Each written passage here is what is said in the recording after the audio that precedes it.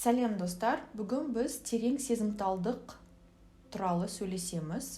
Орыс тілінен аударғанда бұл тонко чувствующие личности или высокочувствительные личности дейді. Қазақшасы бұл терең, менің аударымым бойынша терең сезімтал тұлға. Немесе гиперсезімтал десек те болады, нәзік сезімтал десек те болады.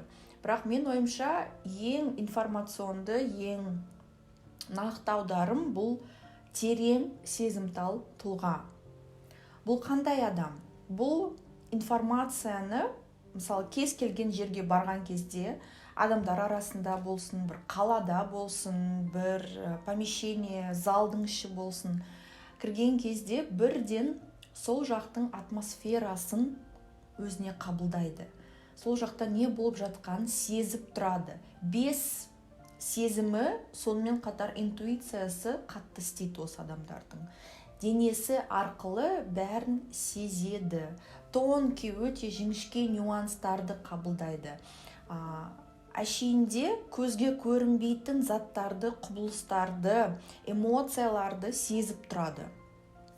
Терең сезімталдық бұл туа біткен қасиет. Баланың туыла салып, кішкентай кезінен байқалатын қасиет. Мысалы, айтып өтерім, терең сезімталдық бұл диагноз емес, бұл бір ауру емес. Бұл жай сіздің, егер сіз өзіңізде қазір осы видеоны тыңдаған кезде, өзіңізде осы қасиеттерді сезсеңіз, бұның нормаға жатпайтын құбылыс деп есептемеңіз. Бұл сіздің қасиетіңіз. Мысалы, көздің түсі сияқты. Біреудің көзі жасыл болса, біреудікі қоңыр, бұл жай біздің қасиетіміз ғой. Немесе біреудің өте күшті музыкаға қабілеті бар. Хороший слух дейді ғой. Бұл жай қасиет. Өлеңді күшті айту, бұл қасиет. Сол сияқты терең сезімталдық бұл да қасиет. Терең сезімталдық кішкентай кезден бері байқалады. Мысалы, кішкентай кезіңізден шлей қатты жарық, немесе өте қатты дыбыстар, дауыстар, көтеріңкі дауыстар, ыңғайсыз киім, тікенек бір кофталар болады ғой. Сондайларды кішкентай кезінен жақтырмайды балалар. Осындай балалар. Және өздерінің түрі, жасаған қимылдары, істері өте нәзік болады осы балдардың. Және ұл болсын, қыз болсын, маңызы жоқ. Ол кез келген адамда болуы мүмкін. Әлемде 15% адамдарды осындай нәзік, сезімтал болып туылады дейді. Именно терең сезімталдығы бар адамдар көпшілікке шыққанды жақтырмайды. Олардың арасында интроверттер де, экстраверттер де болуы мүмкін. Интроверт деген өзімен өзі болғанды жақсы көретін адам. Өзімен өзі болған кезде энергияны жинайтын адам. Ал экстраверт ол көп адаммен қарым-қатынаста болғанды жақсы көреді. Терең сезімтал адам экстраверт де болуы мүмкін, интроверт де болуы мүмкін. Где-то статистика бойынша 30% экстраверт, 70% интроверт болып саналады. Терең сезімтал адамдардың арасында. Бірақ экстраверттерде, интроверттерде маңызы жоқ. Терең сезімтал адам көпшілікте ұзақ уақыт бола алмайды. Көпшілікке кірген кезде бірден сол көпшіліктің энергиясын сезіп тұрады. Мысалы, коллективте істеген кезде кез келген коллектив жаға бермейді бұндай адамға. Егер коллективтің атмосферасы, достық атмосферасы болса, жылы, сүйіспеншілік атмосферасы болса, онда сезімтал адам өзін жақсы сезінеді. Ал егер атмосфера онша емес болса, суық адамдар болса, грубый адамдар болса, бәрі бір нервозный болып жүрсе, жынданып, біртүрлі болса, ондай атмосферада сезімтал адам ұзақ уақыт жұмыс істей алмайды. Сондықтан часто терең сезімтал адамдар бір жұмыста ұзақ уақыт істей алмайды. Өзіне жағатын коллективті, өзіне жағатын жұмысты таппаса. Менің байқауым бойынша терең сезімтал адамдар өзіне жұмыс істегенді жақсы көреді. Біреуге емес, өзіне жұмыс істегенді. Бұл обязательно үлкен бизнес ашу емес. Жай өзіне жұмыс істегенді ұнатады, соны комфортты сезінеді сондай жұмыс кезінде. Итак, көпшілік туралы айтқан кезде, мысалы, терең сезімтал адам кез келген бір бөлмеге кірсе, қонаққа барғанда, жұмысында ма, маңызы жоқ. Бөлмеге кірген кезде 5-6 адам отыр дейік, да, мысалы үшін сол бөлмеде. Сол бөлмедегі адамдардың, сезімтал адам, бірден қарым-қатынастары қандай, кім қандай настроенияда, тіпті не ойлап тұр екен, қазір не ойлап тұрғанын сезеді. Кімнің қалай кімге қарағанын, мысалы, сол терең сезімтал адамға біреу қарап тұрса, жаман көзмен қараған, немесе жақсы көзбен қараса, бірақ ойы жаман болса, осының бәрін сезіп тұрады. Қалай сезеді бұл? Сезімталдық, терең сезімталдық, бұл қасиетті бір аппарат десек болады. Аппарат деп елестетсек болады. Сол аппараттың антенналары өте нәзік, бәрін сезіп, бәрін қабылдап тұрады.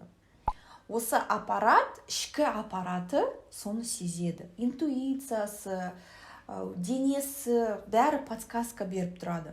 Сондықтан терең сезімтал адам көпшілікте ұзақ уақыт бола алмайды. Тез шаршап қалады. Мысалы, кейбір адамдар демалыс кезінде не істейді? Ойын-сауық жерлерге, үлкен сауда орталықтарына, аттракцион парктарына, киноға шығады. Бұны демалыс деп есептейді. Разгрузка дейді, жұмыстан кейінгі бір жақсы демалыс, смена обстановки деп санайды. Ал терең сезімтал адам үшін бұл кәдімгі жұмыс сияқты. Просто так сондай жерде ол демала алмайды. Ол керісінше, демалыс деген не? Демалыс бұл энергияны жинау деген сөз. Ал терең сезімтал адам үшін бұл энергияны жарату. Яғни сондай жерлерге барғанда, киноға, қонаққа болсын, даже если жақындарына барса да қонаққа. Егер жақындары болмаса, тіпті онда энергиясы жақсы жаратылады. Сондықтан ондай событияларды, мероприятияларды заранее, ертерек өзіне пландап қойып, жоспарлап, осындай күні мен осындай күнге, осындай жерге барамын деп өзіне пландайды, өзін жинақтайды, соған подготовка жасайды, содан кейін уже барады сондай жерлерге. Даже киноға барған кезде де өзін жігітімен, күйеуімен, әйелімен болсын, егер ол күні қатты шаршаса, жұмыс істесе, сабақта болса, көп тірлік жасаса, ол киноға барамайды. Сосын өзін танымайтын адам, өзінің сезімталдық қасиеті бар екенін білмейтін адам ойлайды, неге мен сонша шаршай беремін? Болмайтын нәрсеге шаршаймын ғой деп ойлайды. Бірақ шынына келсек, бұл болмайтын нәрсе емес. Сондықтан терең сезімтал адам үшін демалыс, ол демалыстың түрі басқа. Терең сезімтал тұлғаны мен ТСТ деймін, немесе ТС деп қысқаша айтып өтейін, а то уақыт көп өтетін сияқты ғой, пока проговорю терең сезімталды тұлға деп тұрғанша. Итак, ТС адамның демалысы мүлде басқаша өтеді. Демалысы өзімен өзі, қасында ешкім болмауы жақсы. Балалары, күйеуі, әйелі, жануарлар да, үй жануарлары ешкім болмаған жақсы қасында. Сондай кезде ол демалады, энергиясы жинақталады. Демалған кезде тағы да қандай демалыстар жағатынын, демалыс түрлерін жағатынын мен келесі видеода атап өтейін. Қазір уже не успеймін. Басқа қасиеттерді, басқа характеристикаларды атап өтуім маңызды. Демалыс туралы маңызды нәрсе, егер терең сезімтал адам демалысқа көңіл бөлмесе, өзінің қазір мен шаршайын деп жатырмын, әлі шаршауға өтпегенде, енді шаршайын деп жатырмын деп сезеді. Сол сезген кезде бірден өзіне демалыс бергені маңызды. Егер қатты шаршағанға қарамастан дальше жұмыс істей берсе, тірлігін істей берсе, бір күні бұл адам өзінің жыртылғанын сезеді. Просто шаршау емес, именно вот сондай ощущение болады. Мен жыртылдым деген сияқты ощущение болады. Мысалы, мен қатты шаршаған кезде мен өзімді терең сезімтал адамға жатқызамын. Кішкентай кезімнен өзімнің сондай екенімді білемін.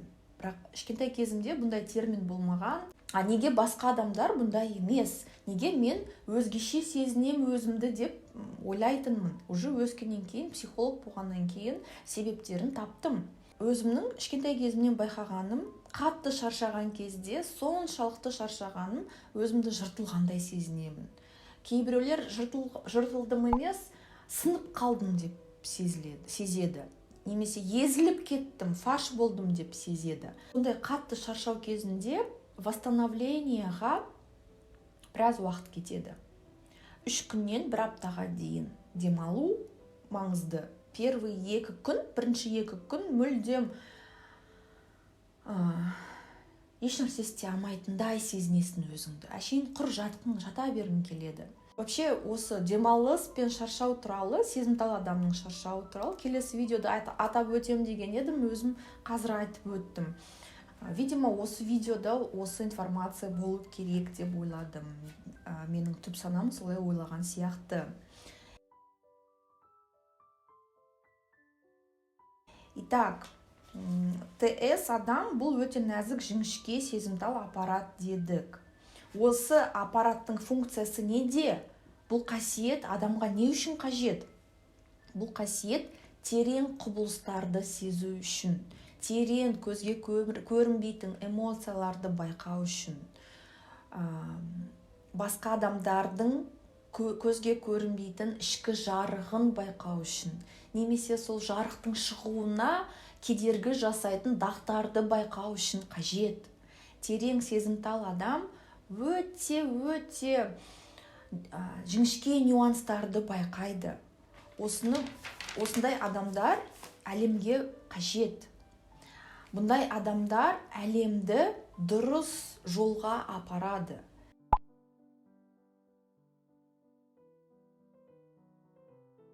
Өзін дұрыс жолға қою қажет. Дұрыс жолға қою деген өзін тану, өзінің қандай екенін білу, өзінің ішкі күшін ашу, өзінің ішкі осы құпиясын ашу маңызды. Өзінің невроздарын емдеп, травмалары егер кедергі жасайтын қатты ауру, психологиялық ауру, травмасы болса, соны емдеп, өзіне келу, өзінің ішкі опорасын табу, өзіне қолдау жасау, өзін сүю, өзіне поддержка беру.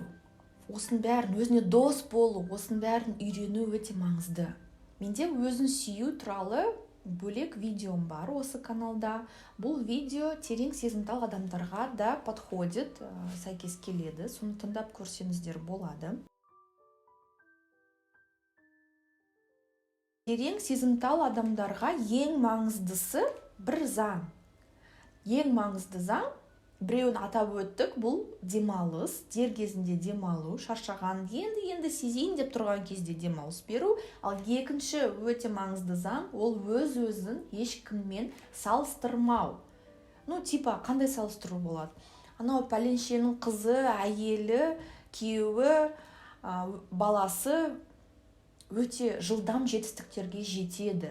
Күніне қаншама тірлік жасайды, бәрін успевать етеді. Өте күшті, всегда такой ухоженный, сильный, успешный. Мен де сондай болғым келеді. Неге мен ондай емеспін? Неге мен бәрін медленно жасаймын? Жылдамдығым жоқ, ничего не успеваю деп өзін салыстыру мүмкін. Бұл үлкен қателік. Өзін ешкіммен салыстырмау керек. Себебі терең сезімтал адам басқа ритммен өмір сүреді. Оның өмірге деген қатынасы ерекше. Өмірмен басқа қарым-қатынас құру маңызды. Жай, өмірді сезетіндей, әр құбылысты сезетіндей, өзін сезетіндей, сондай атмосфера құрған маңызды. Ол үшін атап өткендей өзін табу керек. Терең сезімтал адамның жетістігі ең бірінші өз-өзінде. Өз-өзін қалпына келтірген кезде, тура жолға тұрған кезде керек жетістіктердің бәріне жетеді. Егер сіз өзіңіздің тұла бойыңызда осындай терең сезімтал тұлғаның қасиеттерін сезетін болсаңыз, комментарияға жазып өтсеңіз болады. Бұл маған өте маңызды және басқа сезімтал адамдарға да маңызды. Өзін бір өзі емес екен, оған ұқсайтын адамдар бар екен, өзінің қандай екен тануына үлкен үлес қосасыздар. Және де жай осы видео сіздерге ұнаса, пайдалы болса, лайк басып каналыма қосылуыңызға болады.